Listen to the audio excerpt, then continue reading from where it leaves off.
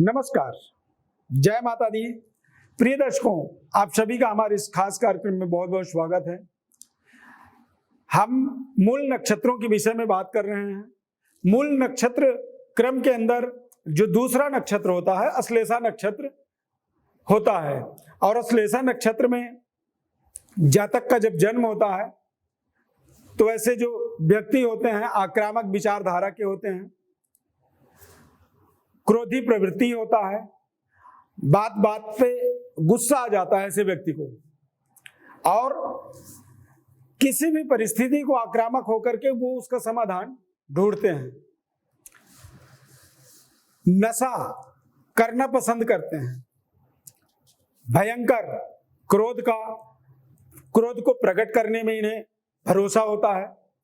दूसरों को ये अपनी क्रोध के माध्यम से दबाने की कोशिश करते हैं। जातक राजकुमार के तरह अपनी जीवन को जीने का विश्वास रखता है अपने अंदर। गलत संगति के कारण भी अश्लेषा नक्षत्र वाले जातकों को कई बार बुरी असर पड़ जाता है।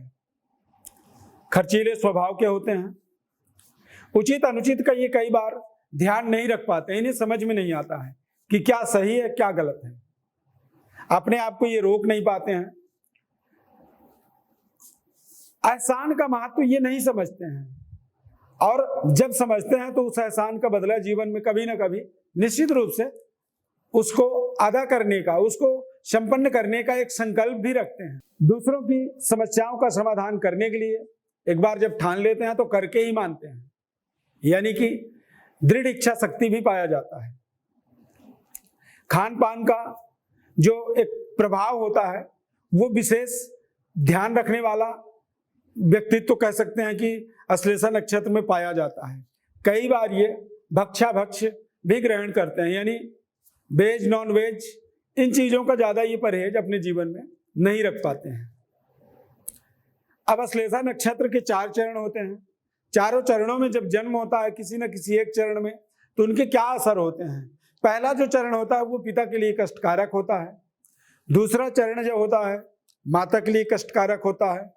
तीसरे चरण में जब जन्म होता है तो धन की हानि होती है, और चौथे चरण में जब जन्म होता है तो सुख की प्राप्ति होता है। अश्लेषा नक्षत्र से कर्क राशि बनता है, और कर्क राशि का स्वामी चंद्रमा है, और अश्लेषा नक्षत्र के जो स्वामी ग्रह हैं बुध ग्रह हैं। अश्लेषा नक्षत्र में जब व्यक्ति का जन्म होता है तो ऐसा व्यक्ति तंत्र मंत्र को जानने का एक विशेष महत्वाकांक्षा पाया जाता है, और कई बार तंत्र मंत्र का वो अपने जीवन में प्रयोग भी करते हैं, यानी तांत्रिक गतिविधियों में जुड़े रहते हैं। ज्योतिषी भी बनते हैं, रोग प्रशिक्षक कह सकते हैं, यानी रोगों का वो एक तरह से अध्ययन करते हैं, रोगों को समझने की कोशिश करते हैं। शोधकर्ता कह सकते हैं कि अश्लेषा नक्षत्र में जन्म लिया हुआ व्यक्ति बन जाता है। अश्लेषा नक्षत्र में जन्म लेने वाले व्यक्ति को पत्तों का, आयुर्वेद का, औषधियों का विशेष ज्ञान होता है। हास्य प्रिय होते हैं, यानी कि मजाकिये लहजे के व्यक्तित्व तो पाया जाता है। मनोरंजन का जो कारोबार होता है उन कारोबार से ये बेहद आसानी से जुड़ जाते हैं।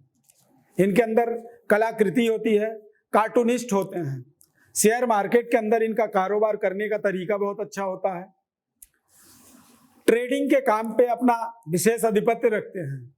धातु से संबंधित यानी खनिज पदार्थों का व्यापार बहुत अच्छे तरीके से ये संपन्न कर पाते हैं। फार्मासिस्ट यानी दवाइयों का बनाने का, और फार्मासिस्ट से संबंधित जो कारोबार है उस कारोबार को ये अपने जीवन में संपन्न करते हैं। लेखन यानी लिखने की ताकत इनकी बहुत अच्छी होती है। प्रकाशन से संबंधित भी इनका व्यवसाय जीवन में होता है। लेखा यानी कि सीए से संबंधित, अकाउंटेंट्स आदि का, अकाउंटिंग का जो कारोबार है, जो प्रोफेशन है, इस प्रोफेशन के अंदर भी ये बहुत अच्छे तरीके से अपने आप को स्थापित करते हैं और अपने जीवन को एक बेहद महत्वपूर्ण ऊंचाइयों तक ले जाते हैं और उच्चस्थ पद प्रतिष्ठा की प्राप्ति होती है। इस नक्षत्र की शांति होना बहुत जरूरी होता है, क्योंकि ये मूल नक्षत्र का प्रभाव रहता है और इस नक्षत्र का जो स्वामी है वो चंद्रमा है। और इस नक्षत्र में जब कमी होती है तो कई बार मानसिक रूप से व्यक्ति कमजोर हो जाता है। इसीलिए इसके शांति का प्रयोग आपको अपने जीवन में करना चाहिए।